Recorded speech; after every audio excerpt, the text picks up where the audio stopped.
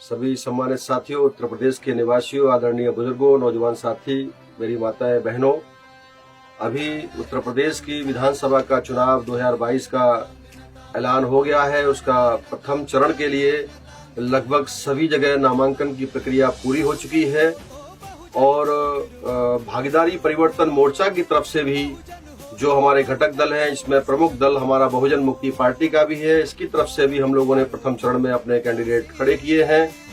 तो इस अवसर पर मैं आप लोगों से पुरजोर अपील करने के लिए यहाँ आया हूँ कि आप लोगों ने देखा कि किस तरीके से वर्तमान भारतीय जनता पार्टी की सरकार ने किसानों के ऊपर में जुल्म और अत्याचार ढाए हैं और किसानों के साथ में जो बर्बरता से पेश आई है उसका कैसे मुकाबला किया जाए, उनको कैसे उत्तर प्रदेश से खदेड़ा जाए, इसके लिए भागीदारी परिवर्तन मोर्चा हम लोगों ने मिलकर के तैयार किया है। और किसानों के लिए हमारे पास में क्या ऐसे मुद्दे होंगे, क्या करेंगे हम लोग हमारी सरकार के माध्यम से, उसमें सबसे अहम मुद्दा है जिस तरीके से देश की जो सरकार है, केंद्र सरकार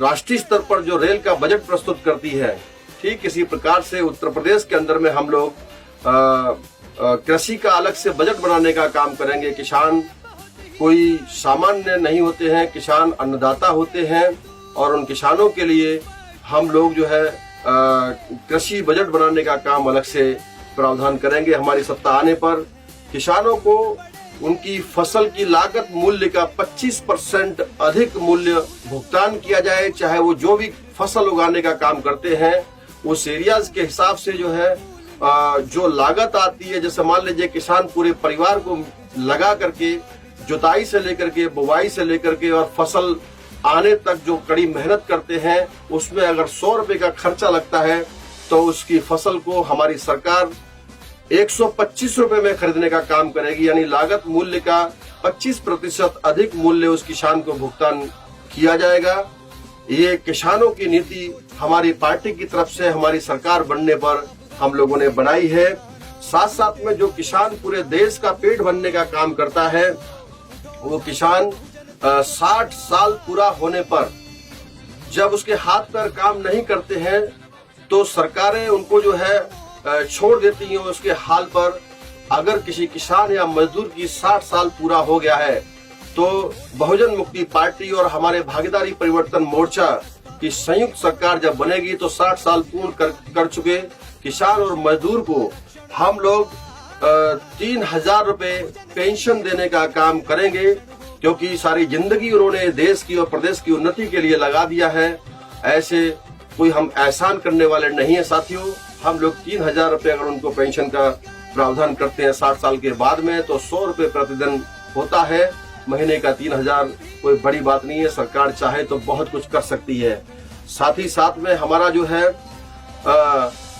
किसानों के संदर्भ में हमारी जो एग्रीकल्चर पॉलिसी है उसके तहत हर जिला स्तर पर सरकार के द्वारा कृषि अनुसंधान केंद्र खोले जाएंगे, जहां पर किसानों के खेत की मिट्टी की जांच की जाएगी और जांच करके किसान को बताया जाएगा कि यहाँ की मौसम और जलवायु के हिसाब से आपकी खेती में ये फसल उत्तम दर्जे की हो सकती है। तो वो फसल को हम लोग उनको उगाने के लिए प्रोत्साहित करने का काम करेंगे, जिससे कि उसकी अच्छी पैदावार हो, और अच्छी पैदावार होगी तो वो किसान जो आज कर्जे में डुबाने का काम इन सरकारों ने किया है उसका फायदा होगा, उसका परिवार उन्नति करेगा और इससे देश की और प्रदेश की भी उन्नति होगी।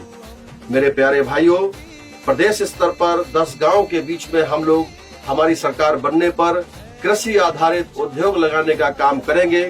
वो कृषि आधारित उद्योग लगाने की जहां तक बात है तो 10 गांव को मिला करके एक जो सेंटर पॉइंट होगा वहां पर हम लोग कृषि आधारित उद्योग लगाएंगे।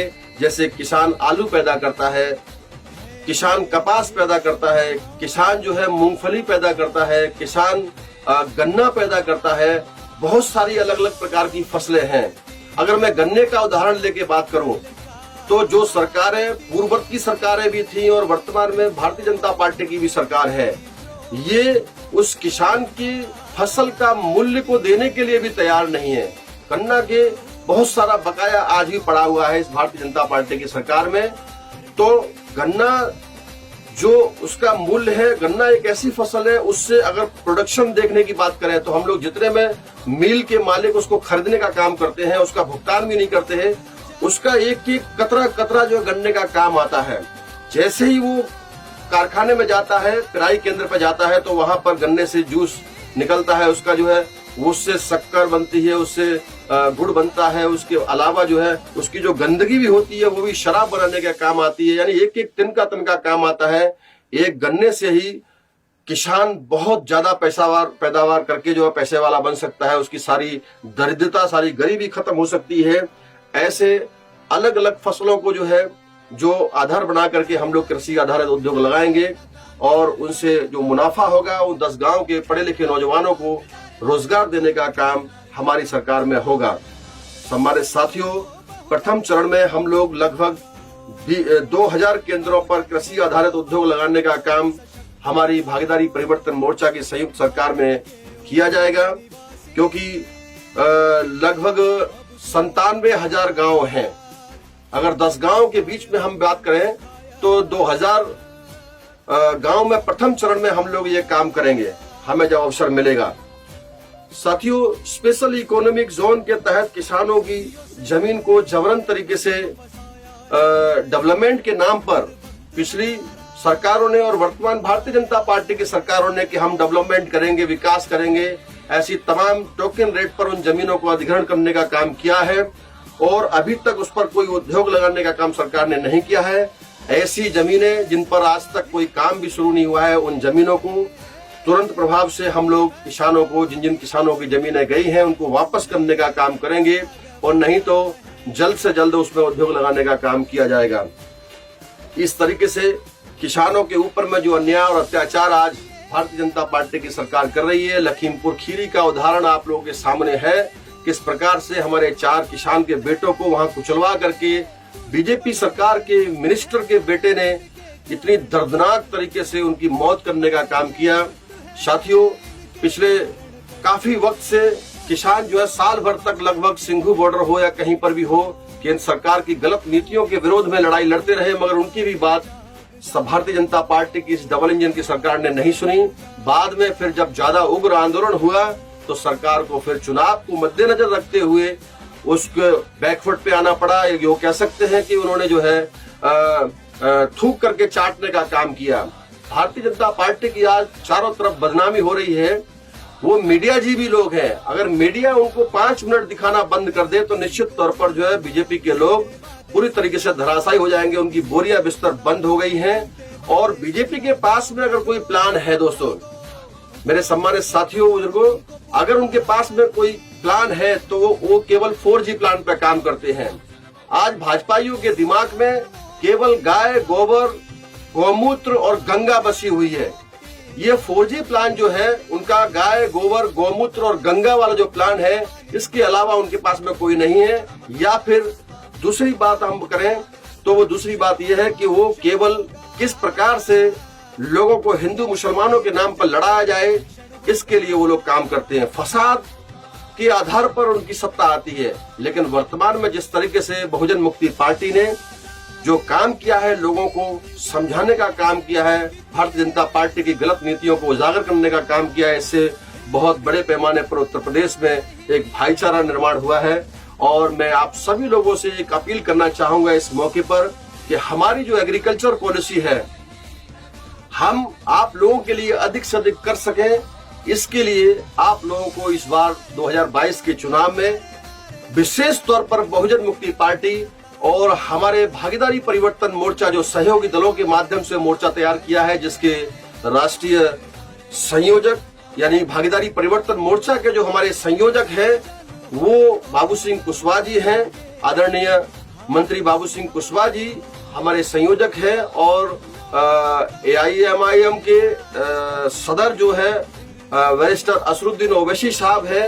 ये AIMIM और बहुजन मुक्ति पार्टी और जनाधिकार पार्टी के उम्मीदवारों को आप लोग भारी से भारी मतों के साथ में जिता करके उत्तर प्रदेश की विधानसभा में भेजने का काम करेंगे।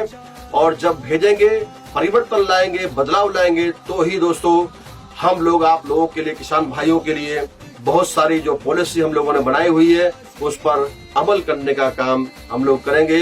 तो आने वाली 10 फरवरी को जो प्रथम चरण का मतदान हो रहा है, मैं पश्चिमी उत्तर प्रदेश की जनता से दिल की गहराइयों से अपील करना चाहता हूं कि इस बदलाव के लिए, परिवर्तन के लिए, वैसे तो भाजपाइयों की हो या विपक्ष में बैठी हुई समाजवादी पार्टी की सरकार हो, आज पूरी तरीके से दहशत में आ गई है ये भागीदारी परिवर्तन मोर्चा बनने की वजह से। क्योंकि इसका नाम अगर शॉर्ट फॉर्म में देखा जाए तो बीपीएम होता है। बीपीएम यानी कि भागीदारी का बी, परिवर्तन का पी और मोर्चा का एम। ये बीपीएम दूसरी बात को भी रिप्रेजेंट करता है और वो होता है कि दिल की धड़कन को नापने वाला यंत्र। तो भाजपाइयों की दिल की धड़कनें बढ़ी हुई हैं। बहुत सारे लोगों को तो अभी चुनाव के बीच में हार्ट अटैक पड़ने वाला है। मैं जनता से अपील करूंगा और जनता भी बदलाव चाहती है। इस बार मन बना चुकी है पूरी तरीके से कि इस बार भागीदारी परिवर्तन मोर्चा की ही सरकार बनाएंगे।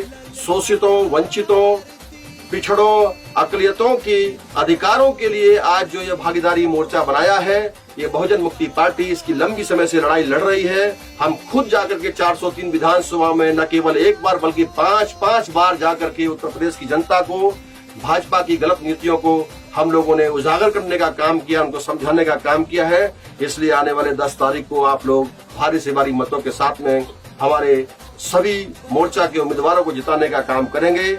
इसी के साथ मैं आप लोगों से धन्यवाद चाहता हूं। आप लोगों को बहुजन मुक्ति पार्टी की तरफ से विशेष तौर पर आभार व्यक्त करता हूं कि आप लोग आने वाले समय में हमको जितवा करके भेजें, जिससे हम आपकी सारी पॉलिसियों पर जो हमने बताई उस पर अमल कर सकें। धन्यवाद। जय मूल्यवासी, जय भारत।